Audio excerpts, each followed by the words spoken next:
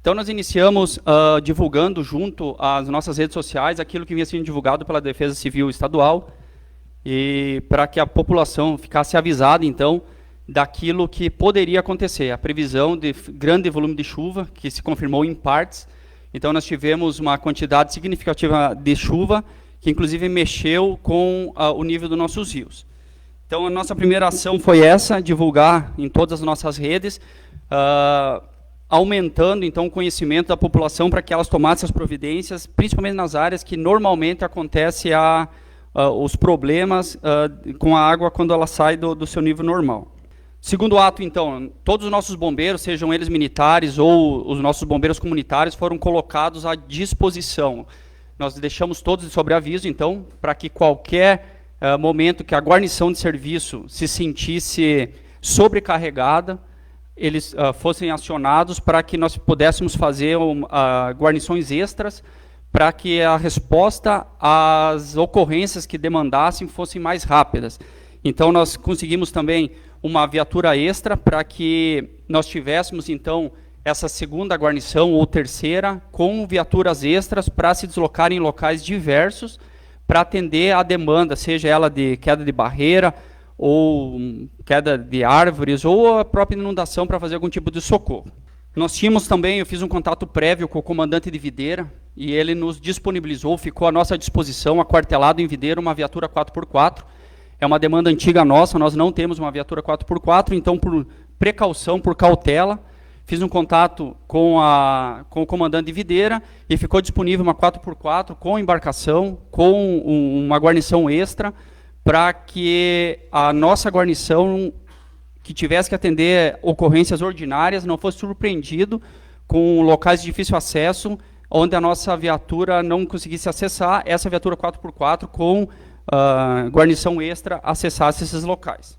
Então, no sábado e domingo, que era quando nós teríamos os maiores volumes de chuva, nós escalamos presencial, esteve no quartel, uma guarnição extra para o sábado, prevendo que o rio subisse de forma abrupta, principalmente na parte da noite. Então, 12 horas foi escalado uma guarnição extra para dar o suporte para a guarnição, para não sobrecarregar os atendimentos dele, e nós, com esse pessoal extra, dar uma resposta mais rápida para a sociedade. Como não se confirmou no sábado, o rio subiu, mas não teve uma expressão tão significativa, porque as pessoas nos locais onde ele saiu já estão previamente preparados, né? Então não teve ação extra no sábado. No domingo também foi escalado, eu inclusive vim para o quartel para estar acompanhando as ações que fossem necessárias pela guarnição. Então, além das viaturas extras do pessoal extra de Videira, nosso pessoal também de sobreaviso e presencial estiveram no quartel. O que eu gostaria também de transmitir para a população, toda vez que vem um aviso, a gente sempre torce para que não se confirme, mas se confirmar uma situação como esse volume de chuva e acontecesse de ter uma inundação superior àquela que a gente está acostumado, porque essa era a previsão, que fosse além do que a gente estava acostumado, que a gente já tem mapeado, a gente sabe exatamente os pontos onde vai ter uma demanda maior, onde a água sai primeiro e aonde ela vai estourando com a subida do rio.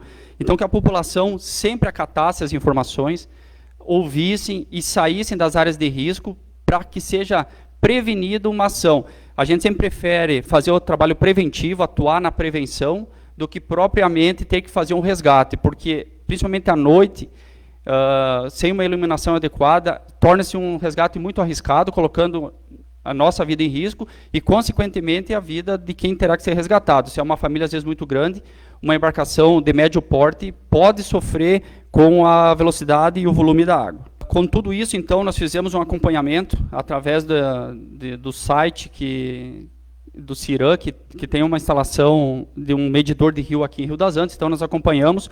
Eu deixei informado tanto o nosso comandante de Videira, que é o comandante da nossa companhia, e o comandante do batalhão também acompanhou a subida do rio, até porque Rio das Antas é uma cidade importante, porque é ela que vai desaguar em Videira e posteriormente em Joaçaba. Então, acompanhando o Rio das Antas, os demais quartéis de bombeiros e inclusive Defesa Civil podem se preparando com aquilo que vai descer de água favorecendo, então, uma resposta também nesses municípios. Então, a gente acompanhou, o sábado foi intenso, o tempo todo respondendo, passando informações e informando também pessoas que fazem parte da nossa cadeia hierárquica para que todos tivessem informação daquilo que estava acontecendo em Rio das Antas.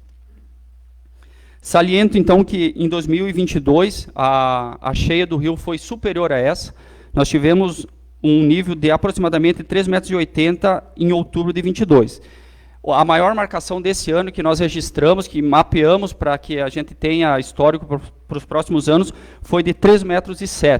Então, teve uma subida, mas não foi tão expressiva quanto foi a do ano passado. Então, é importante, o poder público, junto com a Defesa Civil, já tem feito um trabalho preventivo.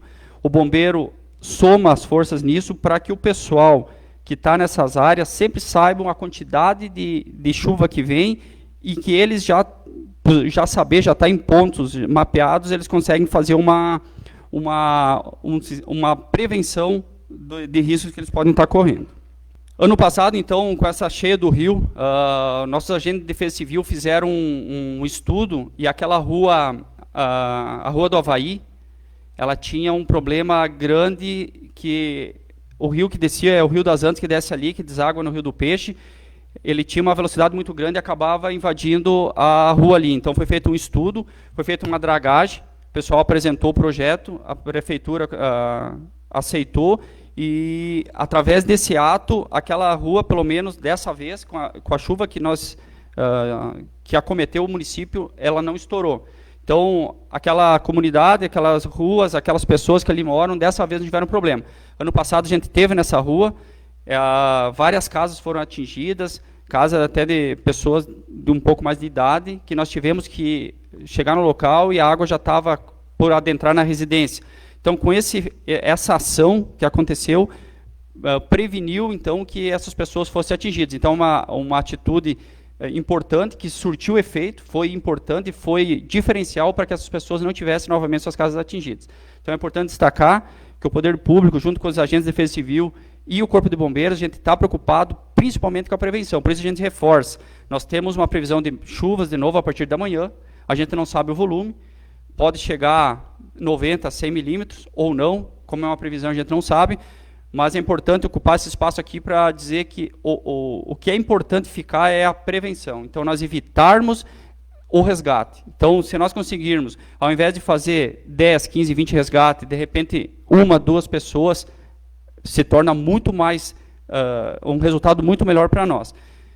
Nosso objetivo sempre é resguardar a vida e o patrimônio. Então, se a gente puder primeiro resguardar a vida, retirando as pessoas, o patrimônio depois a gente tenta ver uma forma de prevenir. Mas o importante, o principal, que a gente não tem como reaver, é a vida. Então, essa é a nossa preocupação principal.